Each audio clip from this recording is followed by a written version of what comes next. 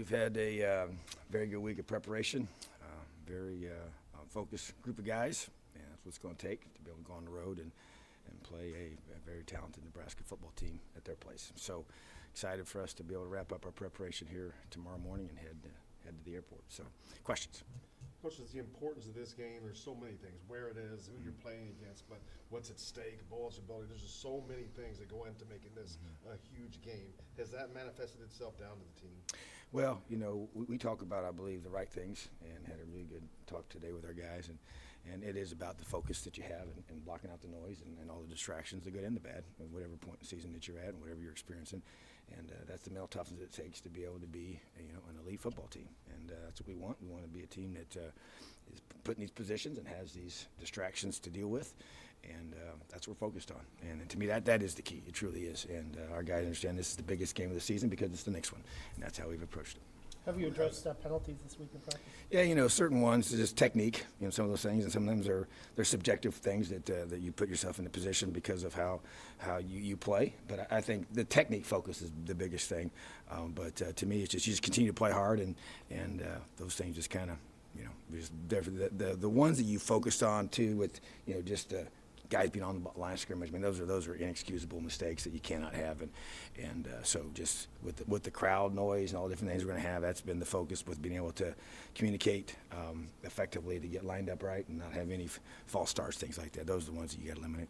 Question. I guess how active has Mike been able to be this week, and kind of where is he? Yeah, he's been able to practice, and so we'll see game time decision. But it's we'll know kickoff. Was he able to practice every day this week? Most of them, yes. Mm-hmm. Have you evaluated on film just like how he takes contact? Because it's been kind of recurring things, or is this just kind of like a case about? Oh no, I mean I think there's been different variables involved. So we just he does a good job of like all quarterbacks have to do. When you get out in space, you try to slide and avoid as many of those as you can. I think it's still contact football, so that's part of it. This season has been one we've seen a ton of teams having problems with the same issue, quarterbacks going down. Mm-hmm. The team you're playing is the same issue. Does that give you pause for thinking of future recruiting of almost always having to have two guys that could start at any moment? Oh, there's no question. I mean, I think it's if there's one thing that you can come out of this season so far, it would be that. It's just the importance of having two guys that on any moment's notice can go out there and run your offense, and three is obviously ideal, to have that, because obviously when one of them goes down, then that third guy becomes the next guy in, so, but I think that's definitely what all the coaches across the country are looking for, and that will not change, and that's why you go out and you have to sign a quarterback in every class, pretty much, and that's the goal, to be able to do that, and I just think that developing those guys and getting them to buy into what you're doing and staying with you and being a part of your team and helping you win games, So I think that's just really, it's such an important position. That's why we work so hard to find guys there that can lead our football team, And then once you get them, you got to, teach them how to play the game and help protect them. But it is part of it. It happens at all levels, and it's just part of football. When you talk about protecting them, how much do you talk to quarterbacks about how they run? Mm-hmm. I think Paul Johnson said once somebody asked him about the quarterback, the hits his quarterback were taking the option. He said, but if you get hit enough, you understand how to take a hit, how to absorb a hit, how to lessen contact and things like that. That sometimes quarterbacks that don't run a lot maybe don't understand. Sure. Is that something you can work with guys on? I think so. I do. I think there's a little bit of a moxiness to the guy and savviness to him that helps him kind of avoid those. There's even some running backs that just never seem to take a direct shot. Some guys just get pounded, even though they can still be good ones, So, but it's just a feel thing in some ways. But yeah, we've definitely worked hard to try to just to teach and educate and help them, try to avoid those big physical hits that if they're avoidable, sometimes they're not. But I do think there's a proper way to handle that, and we're definitely working through that. Yes. Tom, how much does it help having success on the road last weekend and then carrying that over into back-to-back weeks, and especially in an environment like Lincoln? I agree. Creates confidence. You have a chance to go experience it, and obviously going to be a completely different feel, from a noise level perspective, but still on the road. You're still traveling. You're still doing all those things. You're still finding ways. 'Cause at the end of the day, when it gets late in those games, boy, it's just executing and making plays, And there's no doubt that the crowd has an impact, mostly on those third downs, when our offense is on the field, and that's when it becomes probably the biggest variable. But as far as just having the experience it and having a chance to have success on the road and find a way to win with all three phases playing a role in that is definitely huge for us moving forward. So having 2 or 3 quarterbacks, is this something where you sit down Jack Tuttle and you have a conversation with him about that, or is that something that you hope he's just learning from this experience? Yeah, I think, you just go through and you continue to, because you can say it and talk about, hey, this can happen, that can happen, but it has happened, and so, Peyton has played a lot already, and so that's just part of it. So whoever the guy is, it's, the true number 2 guy going into the game, he's got to be ready to be the starter. That's his mindset that he has to have, and that's definitely those conversations with those 3 guys have to all think that way, and because you never know what's going to unfold each and every week. And so and like I said, I just think that that's part of the nature of where we at as a game. A lot of teams, when you spread people out and those quarterbacks take a little more contact, when they're running the football, then that's one of the I guess one of the results of that style of offense. Are you surprised with how well your team, being a young team, how well they played on the road? With the Michigan State game. That can be a concern, is to play on the road when you are young. Yeah, I think it's a tribute to, them just really, truly buying into what we're trying to do in terms of the focus piece. Not perfect by any means, things that we got to continue to get better at. But, young teams usually struggle in that environment. And so, this will probably be, as hostile as we played in terms of the crowd noise. That's my expectation.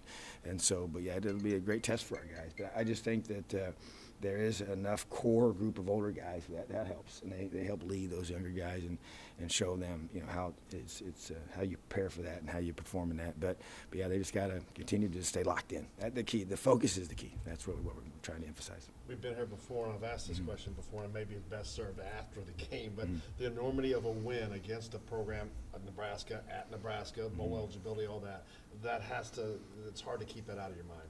Well, it's like anything else. I think that, when you focus on the outcome, John Wooden said it best. He was so way ahead of his time of that whole concept, and just to being able to be so process driven and it's sounds cliche, and it's not. It truly does. When you focus on, and think too much about, the end result, it affects the way you perform. It really, truly does. And so that's where, even leading up to this game, way before this one, has been the absolute training of our guys to be so locked in on the preparation and every detail of how we do that. And then it has to translate to how do you perform at the key moments of the game to create the result that you want.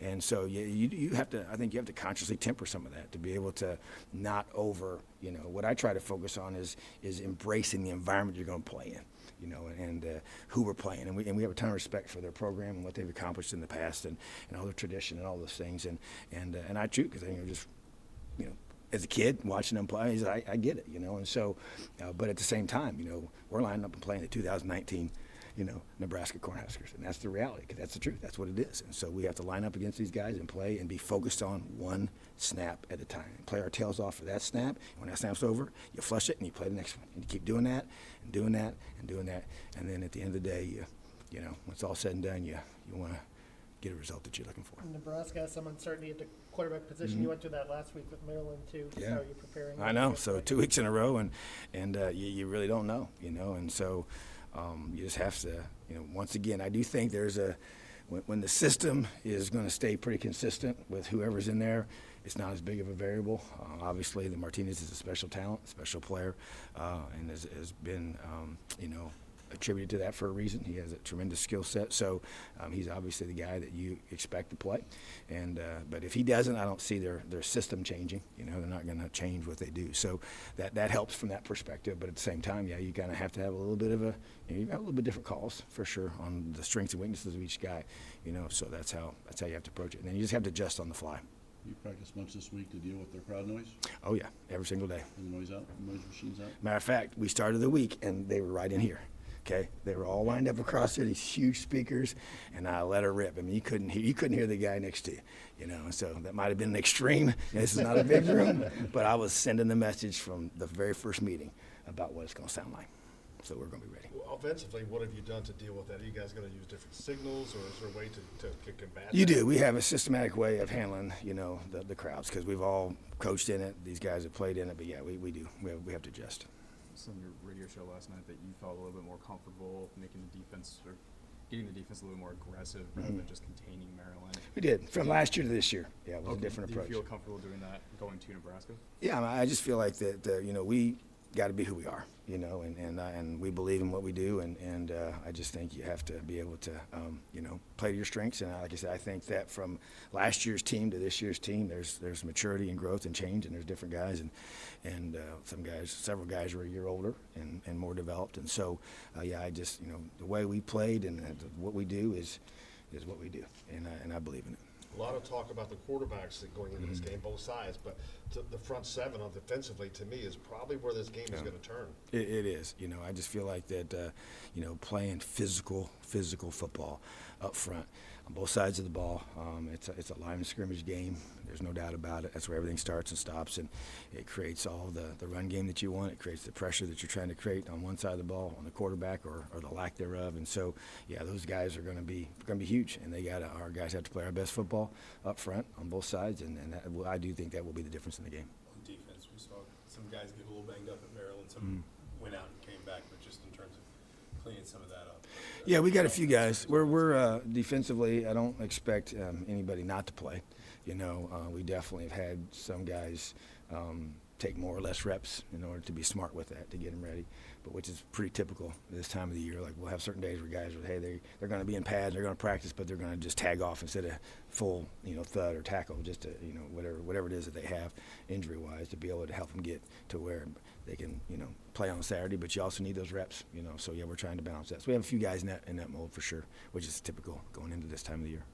Marcelino's maybe not been making any kind of end-result plays, but it feels like the last few weeks there have been more moments like what he did Saturday where he was stringing out that play where Juwan comes in and strips, and it feels like he's at the scene of a lot of action. Just have you seen him, is that maybe some of the veteran in him showing out a little bit, not trying to force making plays so much as just understanding that doing his job will create opportunity?